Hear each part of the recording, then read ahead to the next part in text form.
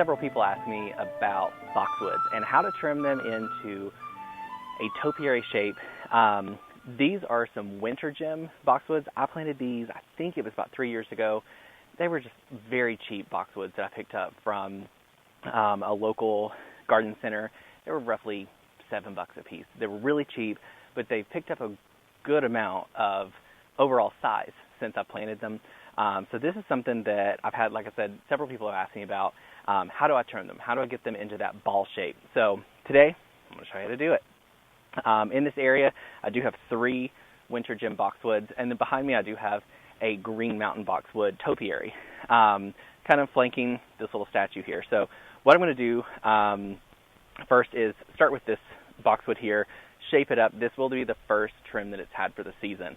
I do not want to do a hedge here. I want to keep them in 3 isolated balls here in the front garden. So I'm going to be doing this one first, possibly this one behind me, and then I'll work into this one here to see what kind of shapes we can get going. So what I've got here with me, I do have a couple of different pairs of clippers. I have a large set of shears, I have a small little hand clippers, and then I have this, which is a newer item that I just recently picked up off of Amazon. I really like this. It's just 2 blades. It works great. I've been really impressed with it. It does really well for detail work. It does have that really sharp pointed end on there. So this is something that I've really enjoyed. So if you're interested in these, I can get you the link. They work really, really well. I did use them recently in my box topiary training video. So what I'm going to start with, like I said, is this ball. So what you're going to want to do when you're trying to trim yours is you want to find your center. And the big thing is you don't want to be afraid to take off too much. It's a plant. It will grow back. The likelihood of you killing this beyond repair is very slim to none. So you're going to find your top, and then you're going to work your way down. So for this one, it's okay. Now the one behind it, I don't know if you can see it, it's really bushed out a lot more around the overall width of it. This one's done okay. I've still got the center. It's pretty well here. Whenever I apply pressure onto the top of the bush, I do get a little bit of resistance back from those sturdy limbs that are in there. So that's where I'm going to start first.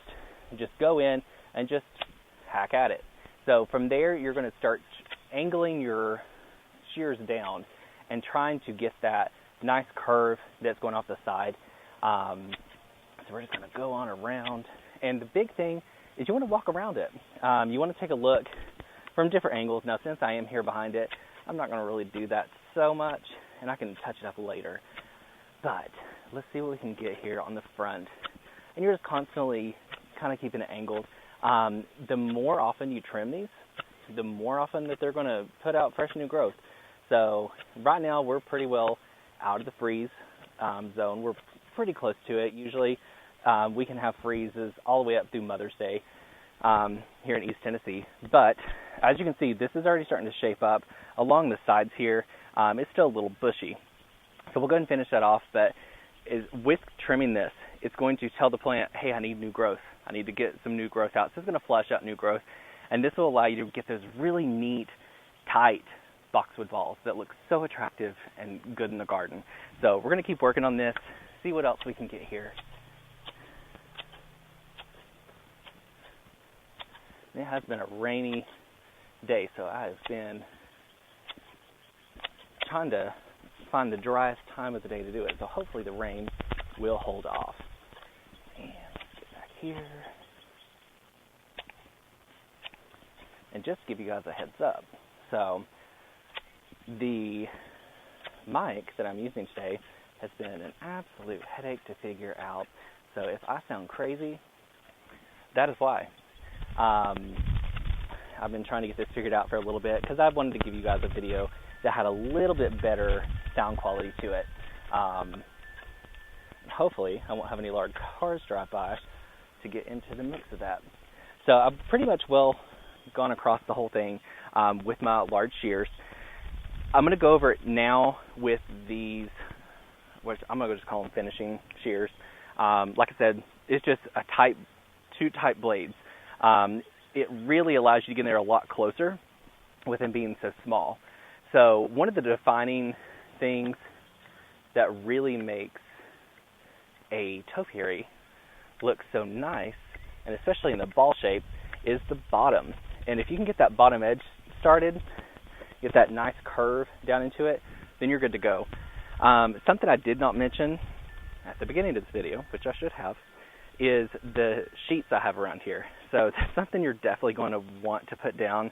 If you trim these boxwoods after you're cutting up all of this, you don't want all of this sitting all around your mulch, up under the bush, and for all you know, there could be some kind of disease, some kind of bug in that, and you don't want that to be mixing around with your other plants and so on.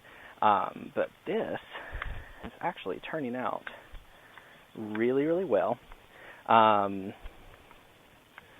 Get that good shape there.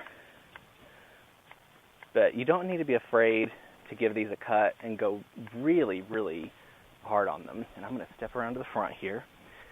Let's see what we've got. So let's shape it up a little bit more through here. But the more you cut off of it, it's fine. It will grow back. Just hack at it. The more you cut at it, the more you're going to see that shape starting to come about.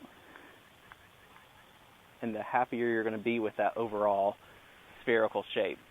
Now this one, it is a little bit tighter on this side. I want it that way because this is where I take my water hose through. So that is something that I take into consideration. Let's pull some of the dead out of here. So overall, that's that. We've got that set up. Do have this one here behind me. I'm going to keep working on these. I'm going to hold off for just a second. It's raining. So I'm going to pause this video. We'll pick back up.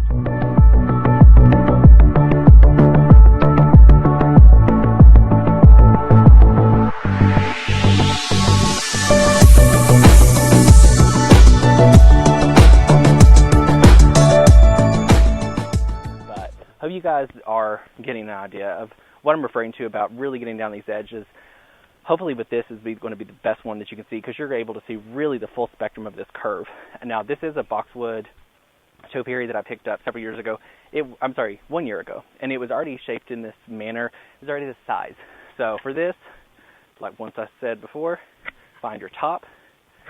Really start trying to shape that up. Now this, I'm going to trim it very tight. It just looks so good when it's that way. And I'm just continuing to work my way down and around. And you can see it's already got that really nice, clean look. Whereas this is nice and soft, which is, they both have their advantages. But I want to keep this one nice and tight as far as the overall shape. Now, on the underside, it's not too bad. I will probably go over it with my little tighter shears there and just keep working around. And you would be surprised if you've never trimmed one of these how fast they will put out new growth. I mean, it's like as soon as you trim them, it automatically tells the plant, like, hey, Mother Nature, got to put out that new growth. So let's get this here. And let's step around to the other side and see what we can get there. Once again, we're going to start on the top and work our way down. And I've had several people ask, where have you found your topiaries, your boxwoods? Check garden centers.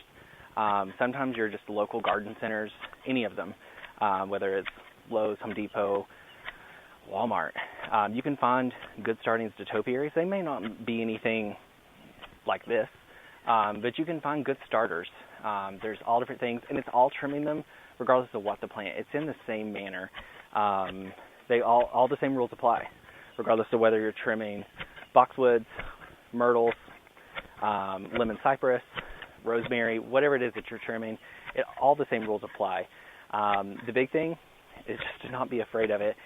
It will grow back. And like I said, there's very few things that you're going to be able to do to these plants that is going to be unforgivable. This is trimming up quite well.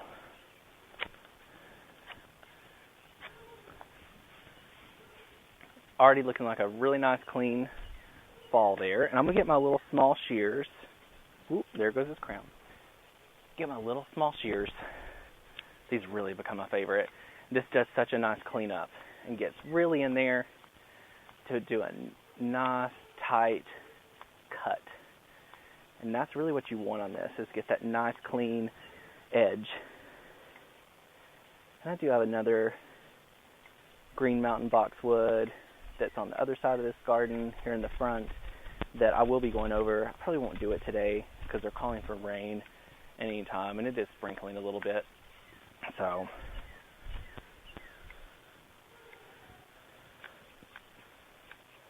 but if you guys have questions, I know a lot of you have, just send me a message.